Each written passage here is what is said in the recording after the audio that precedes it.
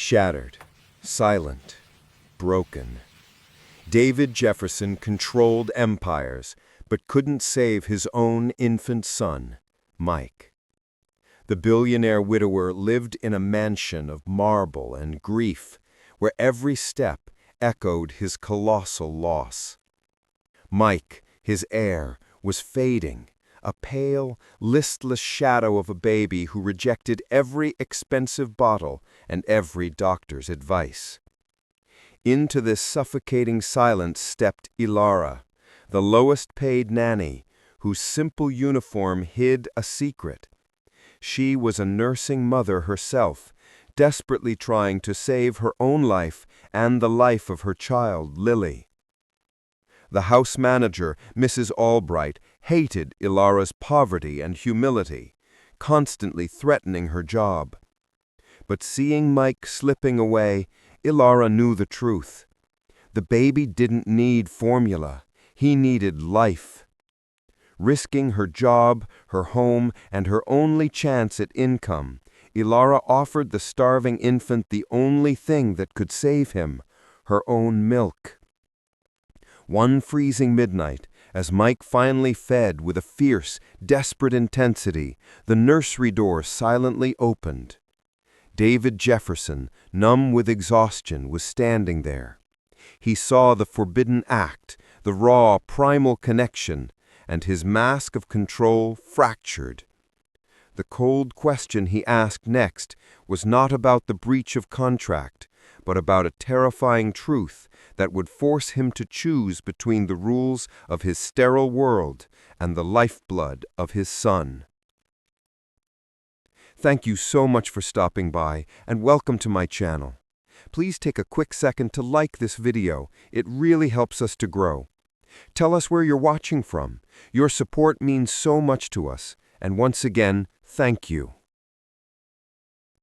The Jefferson Manor nursery always felt thick with a specific kind of desperate silence.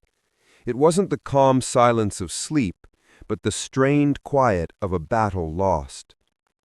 Baby Mike, swaddled in silk, barely made a sound, a small, passive protest against the world that had taken his mother and offered him only cold, inadequate formula. Ilara knew that silence. It was the sound of failing to thrive. She had been hired on a desperate wing and a prayer. After her husband was disabled, forcing her to be the sole provider, she was left juggling two impossible jobs, caring for her own 7-month-old daughter, Lily, and trying to secure a wage that could keep them afloat. The nanny position at Jefferson Manor paid more than she could have dreamed of, but it came with a heavy, unspoken price tag: the constant, sharp scrutiny of Mrs. Albright. Mrs. Albright was the house manager, a woman whose entire identity was built on maintaining the perfect, cold order of the estate. She hated Ilara immediately. Ilara's shoes weren't shiny enough. Her jacket was polyester, not wool. She even frowned upon the simple, loving way Ilara spoke to the infant. You are here to manage the child, Nanny," Mrs. Albright had hissed on her first day, pulling a crisp, white envelope from Ilara's hand. It was a note from her own landlady. "Personal matters do not exist within the walls of Jefferson Manor.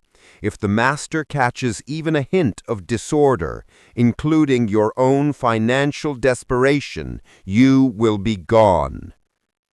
The humiliation had stung Ilara's cheeks, but the threat had settled deep in her heart. She couldn't afford to be gone. She had discreetly arranged for her mother to bring Lily, her own sweet, healthy baby, to a small cottage nearby. She visited Lily only on her short lunch breaks, often bringing Lily's bottles back to the manor empty, lying that she had simply forgotten to throw them away. The biggest problem, however, wasn't Mrs. Albright. It was Mike. The previous 3 nannies had quit in tears, defeated by the baby's refusal to feed. Mike would take only a few sips of formula before turning his head away, his lips sealed tightly. Dr. Stevens, the family pediatrician, could only shake his head. "He's losing weight, David.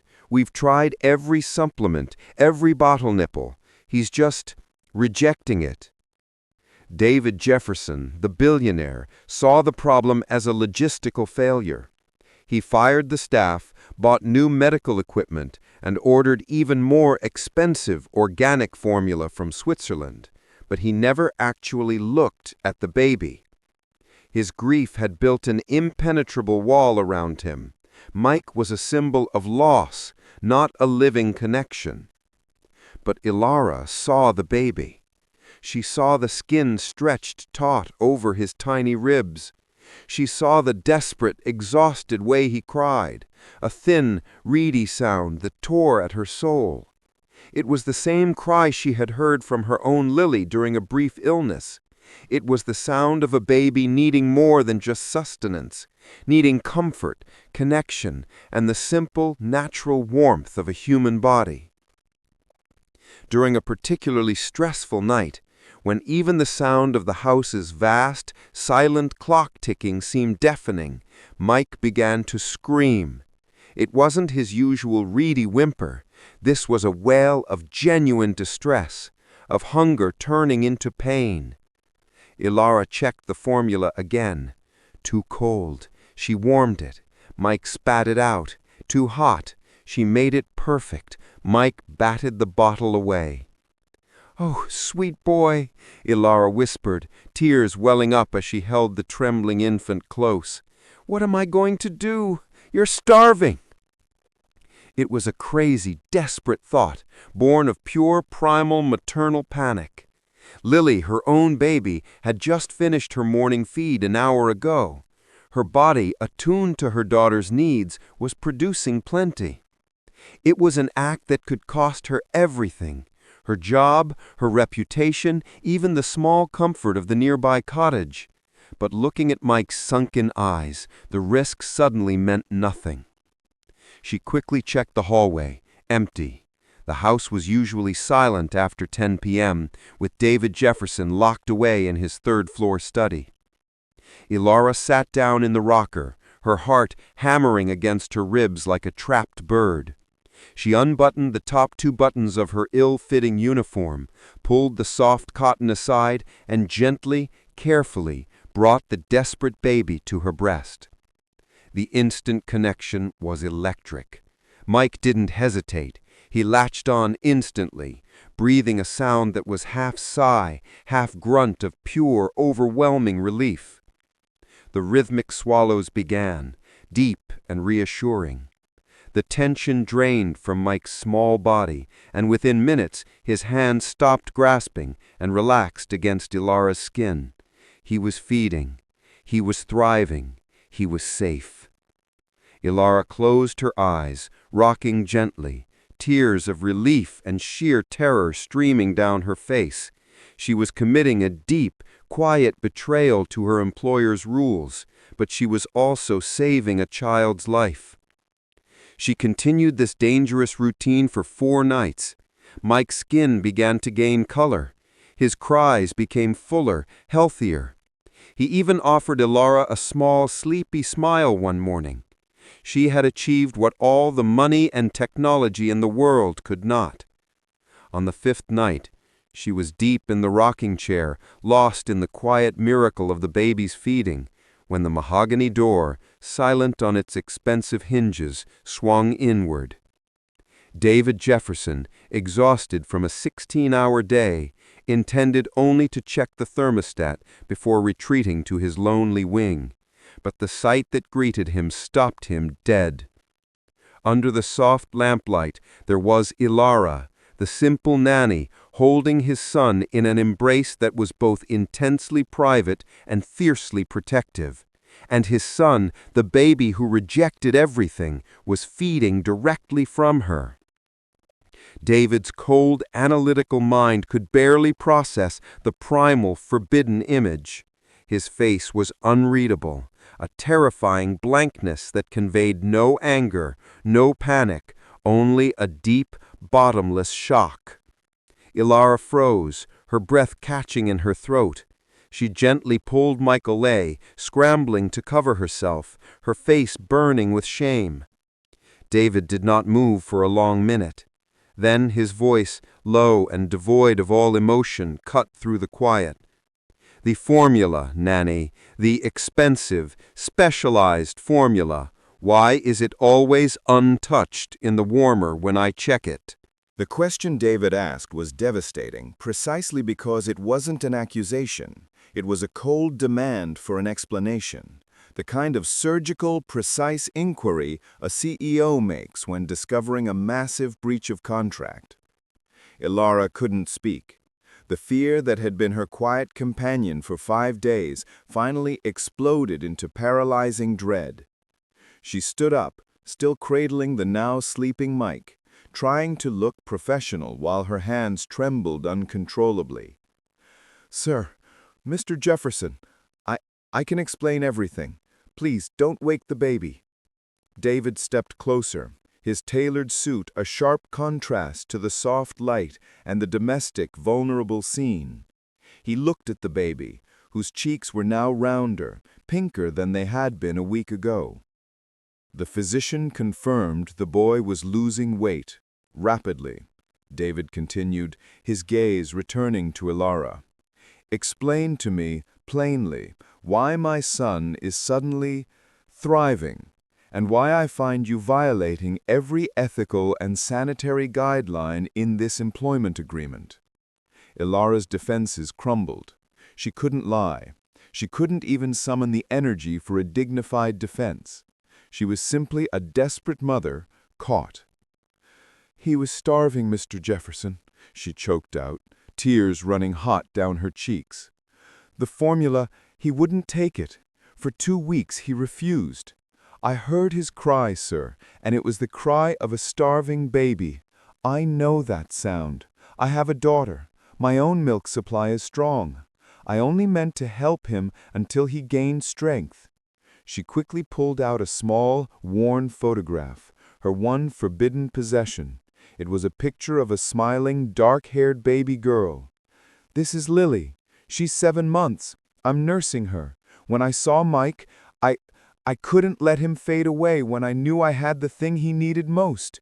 It was only a temporary measure, I swear.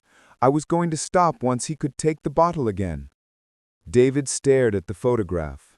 He had only ever seen Ilara as a functionary, an employee whose sole purpose was to administer his son's care. He had never seen her as a human being with her own life, her own desperate needs. He turned away from the photo and walked straight to the baby scale on the dresser. He lifted Mike and placed him gently on the cold metal. The digital screen flashed, displaying the weight. David stared at the number, then crossed the room and picked up Mike's medical file. His fingers flipped through the charts, a steady decline until 5 days ago. The number on the scale confirmed a significant, measurable gain, directly correlating with the time Ilara had been in the house. The medical reality crushed the cold, corporate fury that David had been cultivating. His son was alive, healthier than he had been in weeks because of this woman's forbidden act of mercy. David ran a hand over his face. "Do you have your own child nearby?" he asked, his voice now a low rumble of confusion, not anger. "Yes, sir. My mother cares for her in a rental cottage in the village. I needed this job, Mr. Jefferson. I was desperate." Just then, the drama escalated.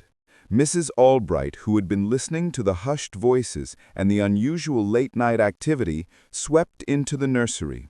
She saw Ilara's tear-streaked face, David's agitated state, and the open front of Ilara's uniform, and her eyes widened with triumphant horror.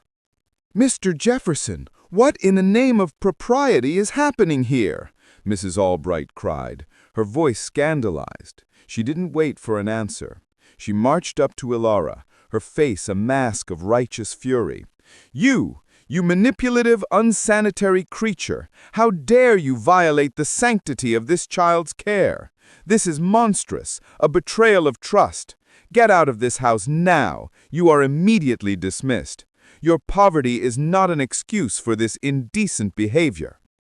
She reached out and snatched the small photograph of Lily from Ilara's hand, crushing it in her manicured fist. "Take your filth and your personal problems and leave. You will not receive your final week's pay." Ilara flinched as if struck, the cruelty of the public dismissal carrying away her last shred of dignity. The injustice was staggering. She had saved this child, and now she was being fired and publicly shamed by a woman who only cared about appearances. She stood silent, defeated, waiting for David Jefferson to confirm the execution. But David Jefferson moved with the terrifying speed of a man whose mind had suddenly cleared. "Stop," David commanded, the single word echoing through the nursery, powerful enough to silence the house manager mid-rant. David walked over to Mrs. Albright, placing himself between her and the stunned Nanny. "Mrs. Albright," David said to her, his voice dangerously low, "for 2 weeks I was told my son was failing to thrive. Did you report this to me immediately and clearly, or did you simply update the schedule and order more expensive formula?" "Sir, "Silence," David snapped. The power in the word made Mrs. Albright actually recoil. "You claimed to monitor the staff and the child's well-being. This woman, using only her humanity and her desperation, has done what my immense wealth and your cold competence failed to do. She has saved my son's life. He has gained over a pound in 5 days. A pound that you allowed him to lose in your pursuit of a spotless manner." He turned not to Ilara, but to the closed door, raising his voice so the staff listening outside would hear. "Every member of the staff is to assemble in the Grand Hall in 5 minutes, now." 5 minutes later, the entire household staff stood nervously assembled, butlers, maids, groundskeepers, and cooks. Mrs. Albright stood rigid with shock near the fireplace. Ilara stood near the entrance, holding Mike, her face pale but her chin slightly lifted. David stood on the landing of the grand staircase, towering over them all. He held up Mike's medical file in one hand and the crushed photograph of Lily in the other. "Mrs. Albright," he announced to the silent room, his voice clear and ringing with authority, "you are hereby dismissed for dereliction of duty, gross misconduct, and deliberate cruelty toward an employee who was performing a life-saving action for my child." He walked down the steps toward Ilara, stopping directly in front of Mrs. Albright. He looked at the house manager, whose face had gone from righteous anger to pure naked panic. "You valued my son's appearance over his life," he said to her, his voice heavy with finality. "You are to vacate the premises immediately. Your final compensation will be wired to your account, but you will receive no severance, for your severance is the knowledge that you failed and the quiet woman you just insulted succeeded where you did not." The house manager stumbled backward, whispering David's name, but he ignored her, turning his full attention to Ilara. The great hall was silent, save for the faint, steady breathing of the now sleeping baby in Ilara's arms. The shame was gone from Ilara's face, replaced by a stunned, disbelieving relief. The wrongdoer, Mrs. Albright, was already being escorted out the back entrance, her reign of cold order summarily ended. David stood before Ilara, a man of staggering wealth, finally stripped down to his core humanity, a grateful father. "Ilara," he said softly, using her name for the first time. "What you did was an act of profound courage and kindness. You risked everything to help my son. I owe you my deepest apology, not for the rules you broke, but for creating a home where such an act of human compassion had to be hidden." He held out the slightly crumpled photo of Lily. "You are not dismissed, Ilara. You are promoted. I am creating a new position, Chief Maternal Consultant for the Jefferson family. Your duties will be to oversee Mike's well-being and to advise the family on all aspects of infant care. Your salary will be commensurate with the importance of your role." He paused, then added the detail that made Ilara's eyes well up again. "And your daughter, Lily, you and she will move into the South Wing apartment immediately. She will have access to the same medical care and resources as Mike, and you will be able to nurse both children without fear or shame." Ilara could only nod, tears streaming down her face as she accepted the crumpled photo and gently pressed Mike closer. She hadn't just saved a baby, she had saved her own family. The moral of the story was simple but universally powerful. The quiet dignity of a mother's love is the greatest force in the world.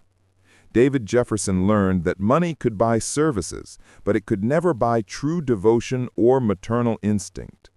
By finally choosing compassion and justice over cold corporate rules, the widower didn't just hire a new nanny. He brought warmth, humanity, and a second chance at life into his cold, echo-filled house, changing the legacy of the Jefferson family forever. Thanks so much for watching and being a part of this community. Support us when you like, subscribe, and comment. See you in the next video.